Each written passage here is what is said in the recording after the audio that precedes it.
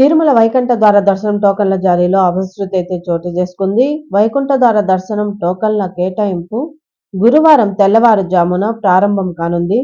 అయితే బుధవారం సాయంత్రం నుంచే కేంద్రాల వద్ద భక్తుల రద్దీ అయితే చాలా ఎక్కువైంది. తిరుపతిలోని శ్రీనివాసం కేంద్రం వద్దకు భారీగా భక్తులు తరలివచ్చారు. ఈ క్రమంలోనే తోపులాటైతే జరిగింది. ఈ తోపులాటలో తమిళనాడు సేలంకు చెందిన ఒక భక్తురాలు చనిపోయింది.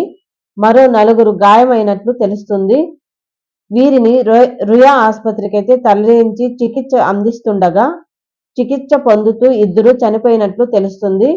మరోవైపు శ్రీనివాసం, విష్ణు నివాసం, సత్యనారాయణపురం, బైరాగపట్టడ, రామానాయుడు స్కూల్ వద్ద ఉన్న కేంద్రాలలో భక్తుల మధ్య తొక్కిసలాట అయితే జరిగింది. ఈ తొక్కిసలాటలో 3 చనిపోగా మరికొందరు గాయపడినట్లు సమాచారం. తొక్కిసలాట జరిగిన ప్రాంతాల వద్ద టీటీడీ విజిలెన్స్ పోలీస్ సిబ్బంది అయితే మోహరించారు. టీటీడీ ఈవో శ్యామలారావు ఘటనా స్థలాన్ని పరిశీలించారు.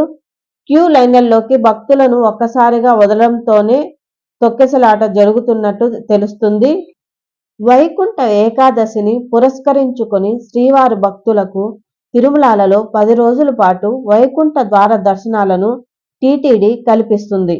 జనవరి 10 నుంచి జనవరి 19 వరకు ద్వార దర్శనాలు కల్పిస్తుంది.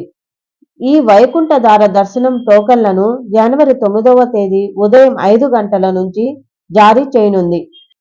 ఈ ఎస్ఎస్డి టోకన్ల కోసమే భక్తులు పోటెత్తారు. తిరుపతిలోని 8 కేంద్రాలలో 90 కౌంటర్లు ఏర్పాటు చేయడం జరిగింది.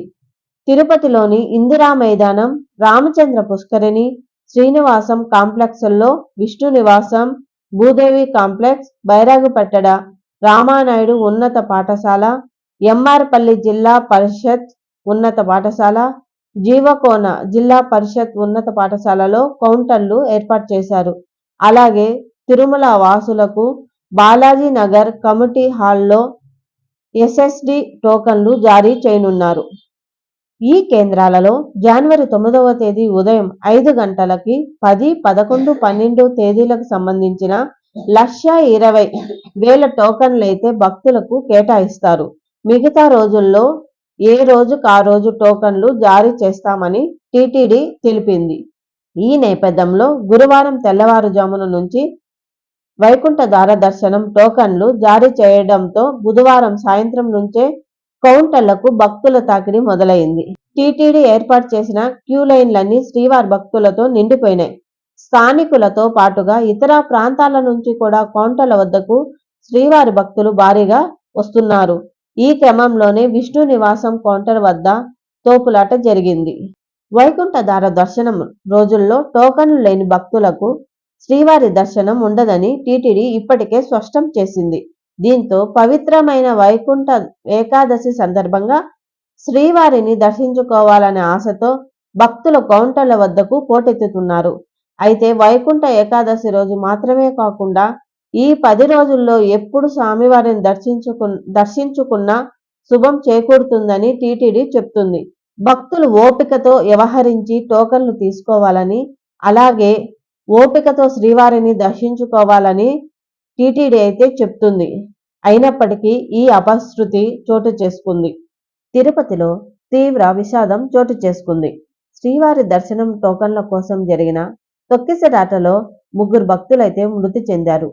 శుక్రవారం నుంచి తిరుమలలో శ్రీవారి వైకుంఠ ద్వార దర్శనాలకు భక్తులను అనుమతిస్తున్నారు.